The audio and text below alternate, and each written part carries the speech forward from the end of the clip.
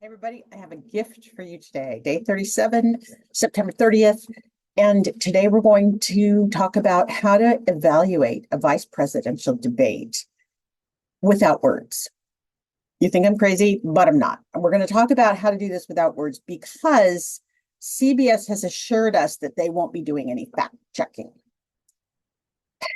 So you need to understand that CBS is abandoning its responsibility. And here's what I mean. The media plays an important role during our election campaigns, especially when it comes to helping us understand the truth. That's just part of their job. That's called the fourth estate. It's an important part of how our government works. A lot of people are going to tell you democracy's dying. It's the last days of the republic, as JD Vance wants to say. If you didn't watch last night's Maddow, I suggest that you listen to it if you get a chance. It's the one from September 30th, and it's the one that you need to hear. It talks about the deeper information going on with Project 25, and we'll talk about that separately, but it's important that you listen to that show. And then you're going to understand why the fourth estate, which is the media, which is journalism, is supposed to have a key function in our democratic process. And I don't mean democratic being little d's, democratic process. So if something's being said, the media is supposed to be investigating and providing transparency and providing the truth so that we know what's really happening and what isn't. Like there's a bunch of numbers flying around about the border, and they're crazy. They're just crazy numbers. But what's happening is they're getting conflated. There's numbers for one kind of thing, and then there's numbers for another kind of thing. And especially if Trump ever speaks, they just get jumbled into a giant mass. And then Fox doesn't do us any favors. And Fox is not part of the fourth estate. Fox is not news. You need to understand that. There's some people on Fox that pretend to be news, and they do some good cover. Fox as news franchisees, Fox News franchisees are typically great. We have some great independent stations out there under the Fox News umbrella. But Fox News, the machine, the Murdoch machine that sits there and runs every day, sane washing and mansplaining Trump and Vance, that is not fourth estate stuff. They're not interested in the truth. That's really important. In fact, they got sued. They lost their lawsuit, and there's going to be another one because they weren't truth. They weren't about telling you the truth. So fact checking keeps campaigns honest by holding candidates accountable for their words. And if a candidate makes a false claim or exaggerates, so even, like I said, facts getting all conflated and mixed up and numbers getting jumbled, the media is supposed to stop and point that out. Now, I will give you the caveat, which is Trump's style is to create chaos. And that is super hard to fact check, especially when you have a whole other kind of media, cable media, that are constantly pounding out the stuff that's fake. So you've got not just Trump, but you have the echo chamber that exists in the people who consume media, not news media, consume media to entertain themselves, to learn about things, et cetera. But if they're watching something that's loaded with bias, then they're not getting good information. So a lot of people are like, why are people still voting for Trump? Well, they're in an echo chamber. They're not hearing new information, right? That's the whole problem. That's why we're door knocking. That's why we're sending postcards. So we're doing what we can for those people who are on the edge, who actually are still thinking for themselves. And that's why I wanted to do this how to score a debate without facts, because let's just pretend we're not going to know what's true. Then there's got to be another way to evaluate what happens this evening, right? Okay. So the criticism of CBS, once held up as a national treasure in news, thanks to men like Walter Cronkite and shows like 60 Minutes, CBS was like known as I grew up. Now that's Gen X, right? Gen X, late baby boomer. As I grew up, CBS was like the standard bearer, meaning the ultimate news machine. ABC and NBC were constantly chasing CBS. That's how reputable CBS used to be. So when Rex Hupke wrote an editorial for USA Today, and in here he says, great news for people who enjoy lies. CBS News won't allow its vice presidential debate moderators to engage in any fact checking. That's coming from the top, guys. He writes, facts are for losers, and fact checking makes Republicans in general and Donald Trump in particular super mad. So the network definitely made the right decision to not identify any lies. Get the cynicism there? People who do journalism, who are journalists, are pissed because this makes everybody look bad. And we have real honest to God good journalists out there. We really, really do. Yeah, they are they're almost like the warriors on the front because they have been defunded, unemployed, laid off, treated like crap. They're abused on social media. They get heat from the right because Trump has said the media is bad. And that started with you, Kellyanne Conway, God damn it. And so all of that has made this hot soup of mess. And journalists who I wouldn't wanted to be a journalist. My style is kind of journalistic, right? I like to take the news and then interpret it for people so they can understand what to look for. And I always encourage people to do their own research. What did I say about God? If you question God, you're going to have a better relationship. You just are. You need to question and think. That's kind of our responsibility as people. We're not animals. We're not drones. We're not idiots. We have brains. Let's use them.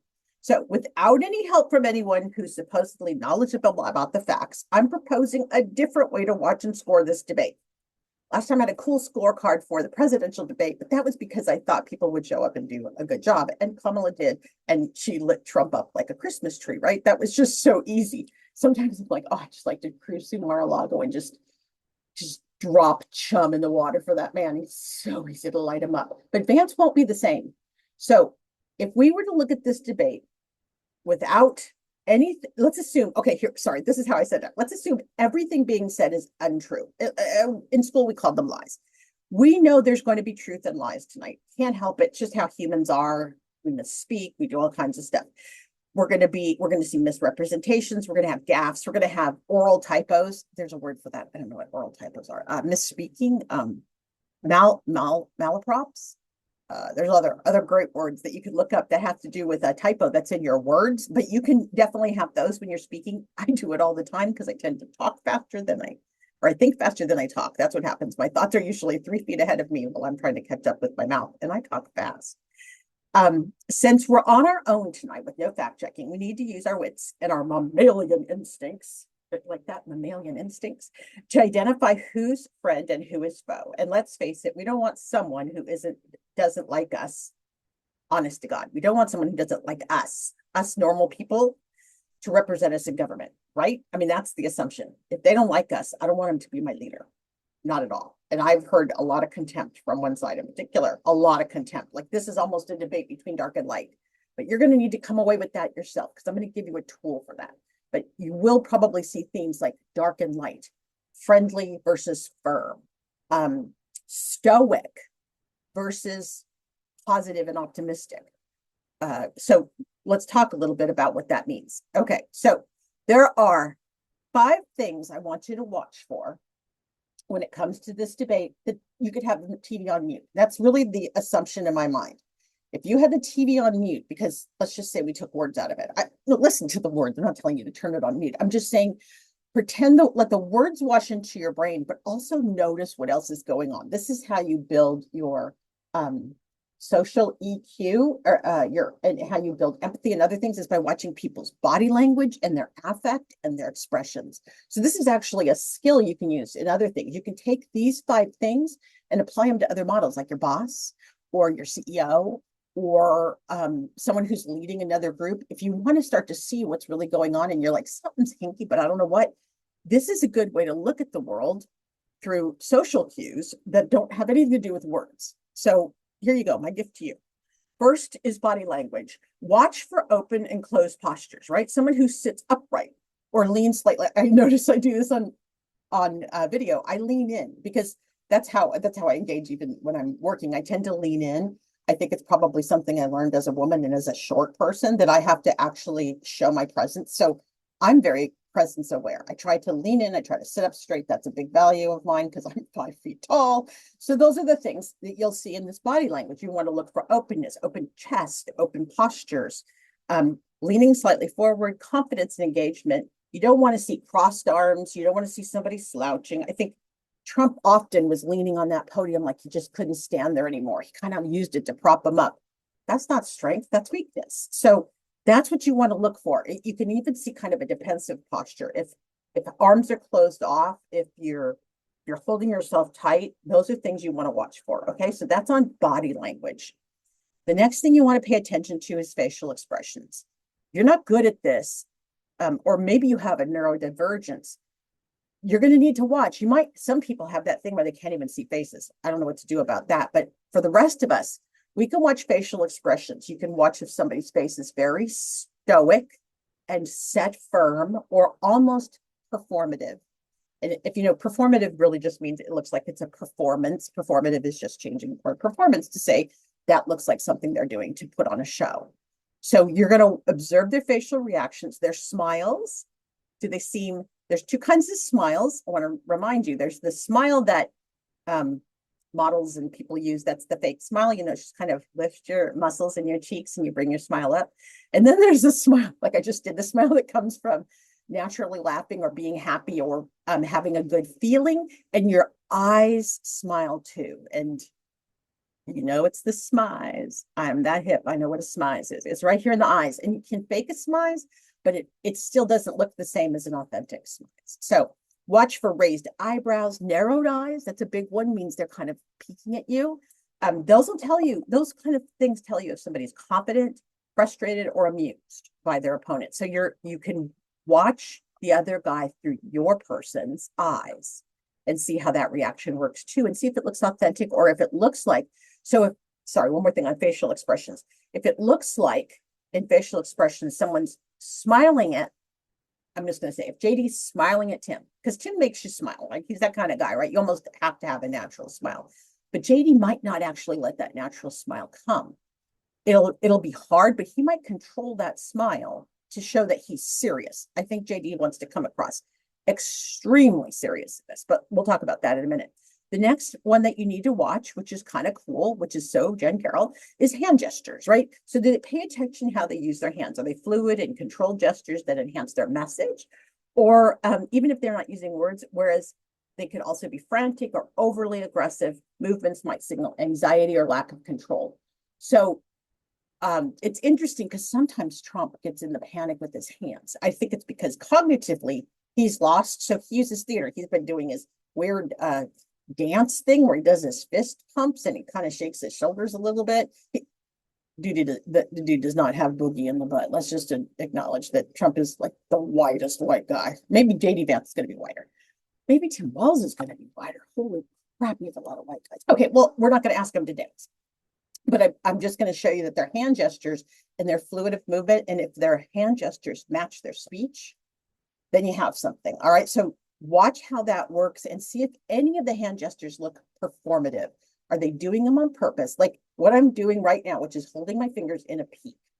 This is a power move in business. If you are holding your hands, and depending on how high you hold them against your face, so if you put your hands in like a little prayer thing, and then you put it about your chin, that's a certain, that you're conveying a certain amount of power. But if you were to lift those hands up to like your nose, like tap your nose with your fingers, that's even more power. The higher up you can go with your hands indicates how much power you have in that setting. So those are things to watch with hand gestures. Weird. People like me in communications, we study all this crap. I'm not into neurolinguistics though, so I haven't done those. Although it's pretty interesting. I did take a class, but I'm not a big neurolinguistics person. The people who are good at that are really good at that. All right. So the next thing you need to watch for is the eye contact. Now, this one is one that's going to be probably particularly managed by the person. All of us can manage our eye contact. We've all met somebody who might be neurodivergent or have autism or something, and they can't make the eye contact because it's too much. It's just overwhelming to them. Those are the kind of things you want to watch for. Both of these candidates are particularly good at eye contact. Notice where they're looking. See if it's consistent with their affect, meaning how they're behaving. If they're behaving like they have an open chest and they're saying, but their eyes are squinty, that's not aligned.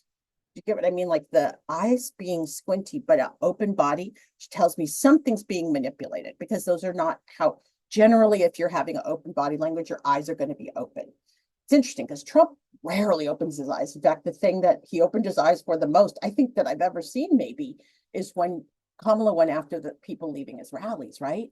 His eyes opened wide and it was kind of jarring. I mean, that's how rare it is for him to open his eyes wide, because Trump is not really interested in us. He's very internal, thinking about his world. He's not really interested in us. So he doesn't seek to see us, if you can imagine. That's not something he wants to do. Where you get somebody like a A Tim Walz who's all about people, his eyes are going to be everywhere. He's going to notice everything in the room. He's going to notice somebody sneezed, right? Because that's how Tim Walz, that's how highly attuned he is to the room. Whereas JD Vance is likely to use his eyes very powerfully because he's a trained lawyer and he's also a trained speaker. Like he has been groomed for this job of being able to go out and be on a platform, sharing the ideas and leading the party in the direction that they've told him to lead. So you're going to see a very different way that JD shows up. And then, of course, the last one is timing of movements. And this is kind of, I'm going to call it the goober factor.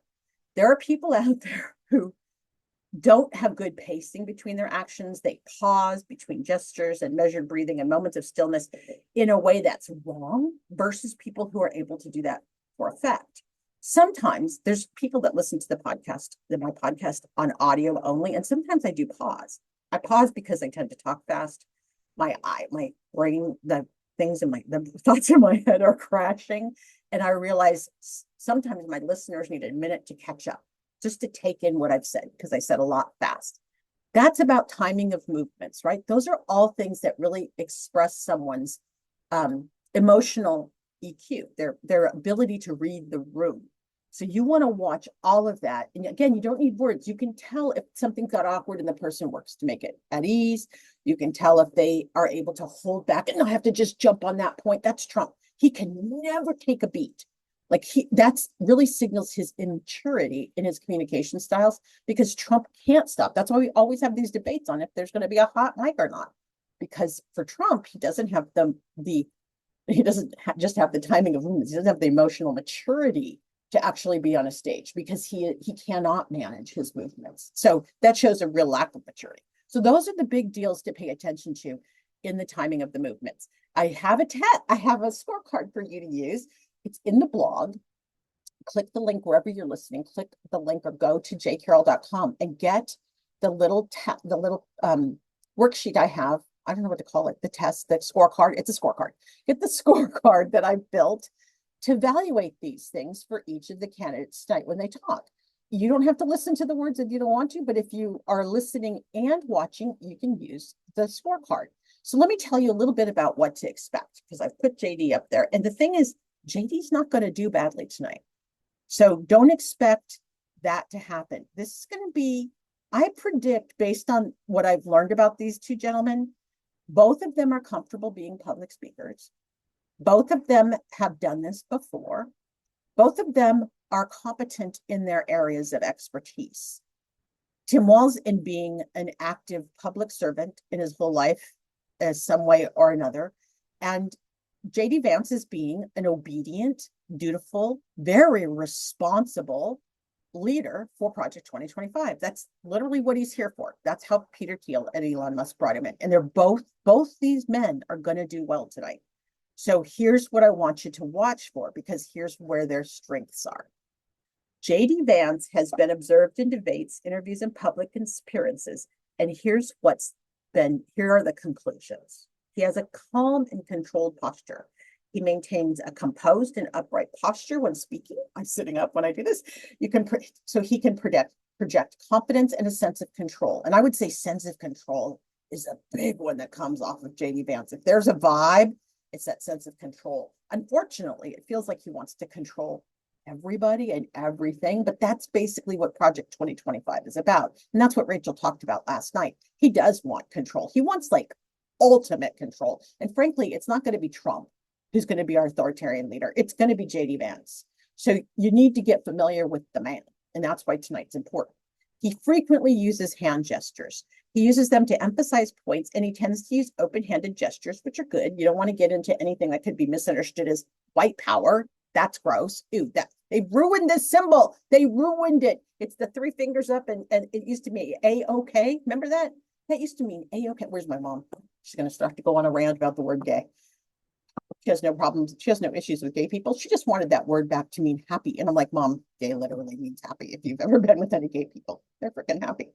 All right. So then we have, so he will use these hand gestures, and he uses it especially to connect emotionally, because JD's not a great emotional connector. You'll notice that tonight. He will the emotion he will convey to you will be performative because he's not an empathetic guy. He's here to execute a mission. He's here to deliver Project 2025 to the men who hired him. So he's very mission driven in his speech making and in his comportment. That's the word I was looking for. In his overall comportment and how he handles himself.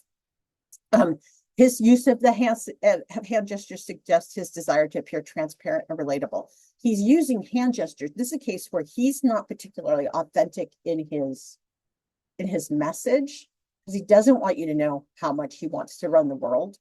He wants you to think it's about your safety and your fear. So he comes across very stable, calm, knowledgeable, just trust us, we've got you, we're here to protect you, right? You don't ask any questions. Questions aren't necessary. We're here for you and we're here to protect you. He uses minimal facial expressions. I probably notice that the most because I'm such a psychopath when it comes to facial expressions. So is my daughter, so it's not just me, it's genetic.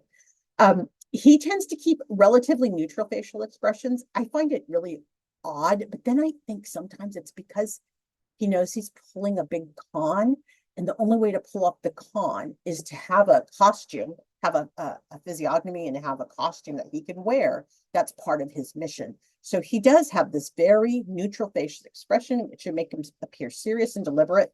However, it often comes off as a lack of warmth or friendliness, depending on the context.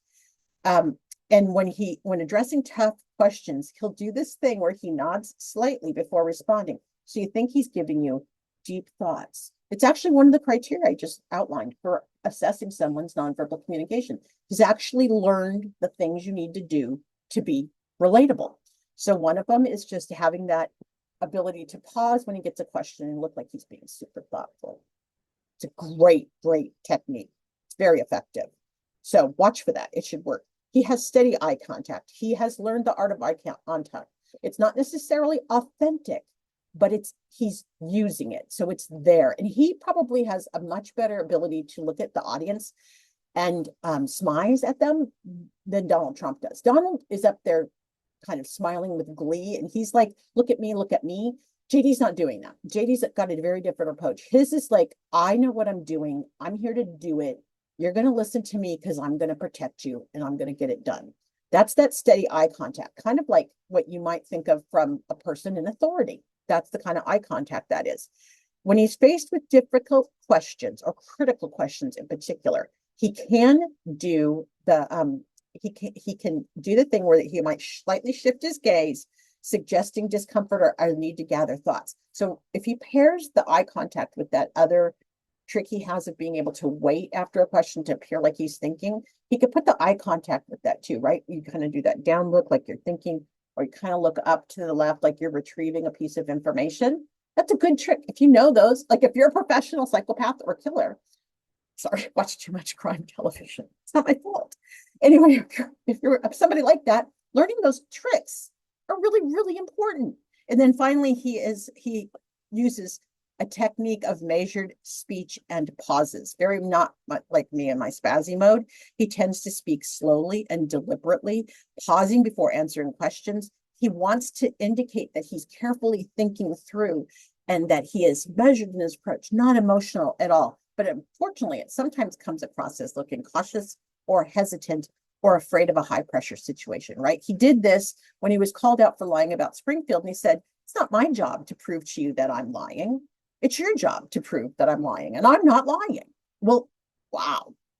That's some big swinging ones. If that's how you're going to roll. But they also know the fourth estate's not doing their job. So it's a good bet. He made a good bet. All right. So overall, Vance's mannerisms are tailored to convey a thoughtful, calm, and controlled demeanor. I told you he will do well. And at times, his neutral expressions and pauses make him seem less emotionally engaged. I suspect you're going to get the ultimate not emotionally engaged guy tonight, because I'm not sure what JD's authentic emotions are.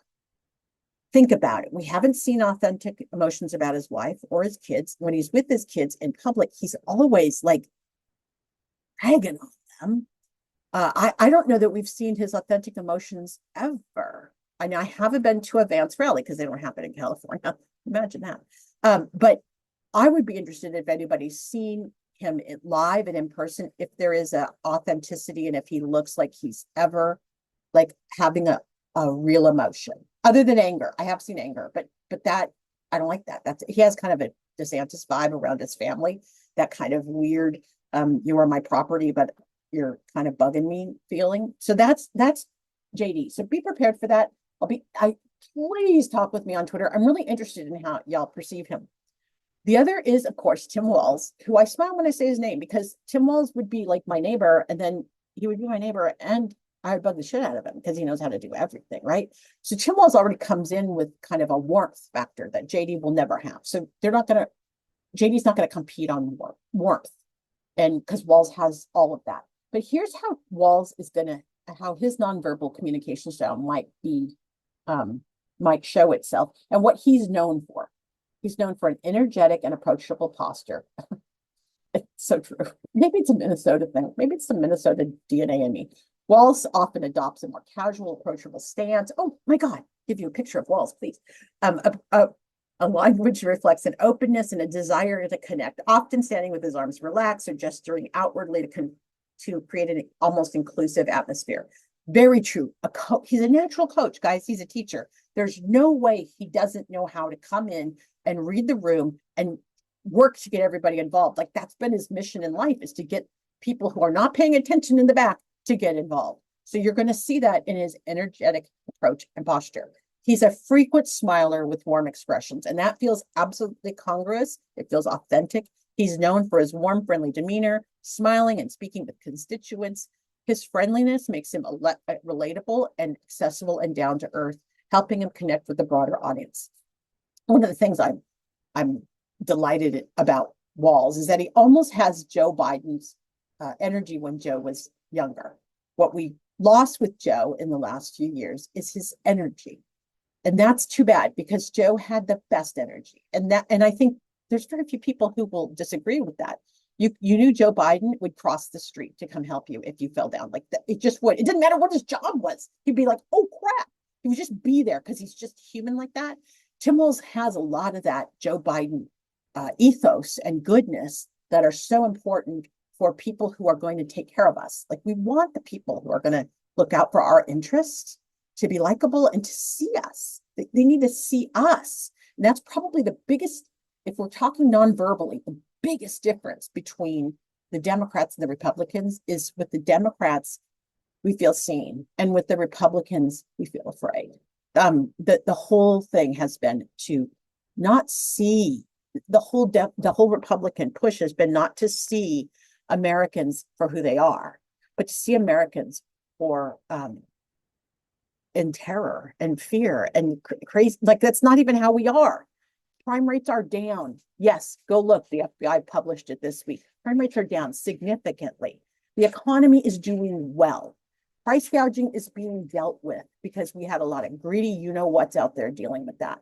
When it comes to international affairs, we know we need to support Ukraine because Putin's lost his damn mind. Now he's threatening nukes again, right? What do you do with a dictator who's lost his mind? You run, because that's North Korea too, right? Our dictators, all these guys, I could keep going, but I don't know all their names.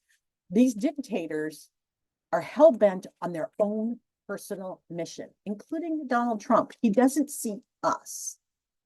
He sees his voters, but he's even told them, I don't need you anymore. So this is really important difference between Democrats and Republicans, but I think you're going to see it non-verbally this evening, not with just, remember, non-verbally. So it's not the words, pretend the words don't matter. What do you see in the kind of person showing up? Okay. Walz is also known for active hand gestures. He uses this, must be a Minnesota thing. He uses his hands all the time. Like he's an Italian toddler. One of my favorite viral videos is that Italian toddler who can speak with her hands and the inflections of Italian. You don't even know what the heck she's saying in Italian. I hope it wasn't anything bad, but it's delightful because she's so able to mimic how speaking with your hands is something that's done in her home. So you'll see active hand gestures from Tim Walz. If he starts changing the oil in JD's engine, we're going to have a big problem. Consistent eye contact. Walls is known for his eye contact. Of course he is, because he's worked with students. And if you can't look students in the eye, you are done for. You have to look them in the eye and you have to know them. You can't BS a student. I know. I was the house where all the kids came, and I was the house where all the problems were talked about, and we dealt with some heady topics around here. But the reality is, eye contact was for real, and they knew I was on the level, and I would never lie to the teens. I would tell them if I'd tell them the truth, and I'd tell them the ugly parts. So that's what happened here. Consistent eye contact. You cannot BS teenagers. It's just no, not without consequences. And then, of course, his relaxed yet engaged tone. That's probably, again, it feels very Biden-esque to me. Tim Walz is able to understand the issues and get it all, but he understands it like we do. And he's able to be very engaged around us and our problems. He actually pivots to focusing on us and then talks about the problem relative to us. So you should see that tonight. Well, that'll be words, but you should see it in how he's talking to the camera and how he looks at us. And it'll be interesting to see how both Vance and Walz look at each other. And what I'm most interested to see is if they turn their shoulders to look at each other. So if JD looks at, I don't know which side they'll be on, but if JD just turns his head only and not his shoulders, remember the shoulders are the key to inviting someone in. So when you turn your shoulders to see someone, you're inviting them into the conversation. If you only turn your head, you're merely acknowledging that they're talking. So I'll be interested to see both Walz and Vance if they turn their bodies to each other. They should. Kamala did. Trump did not. It's a very normal thing to do in healthy communication, is to turn towards the person you're talking to or listening to or whatever. So we'll see. It will be interesting to watch the nonverbal. So there you go. That's the whole thing. It's time to go watch the debate. I have done this super fun little, I called it the Walz versus Vance without CBS fact-checking debate scorecard. That's right. The Walz Vance without CBS fact-checking debate scorecard. You can download it from the blog. There will be a linky link in everything you see, except on YouTube. You're going to have to go to jcarroll.com. I'm sorry, but go to jcarroll.com and then just click on blog, which is on the far right. And the latest blog will be posted there with this scorecard. And you can have it for tonight and see if it helps you assess the body language of our fellas. And with that, I look forward to tonight. I thank you for watching, and go out and make it a great day.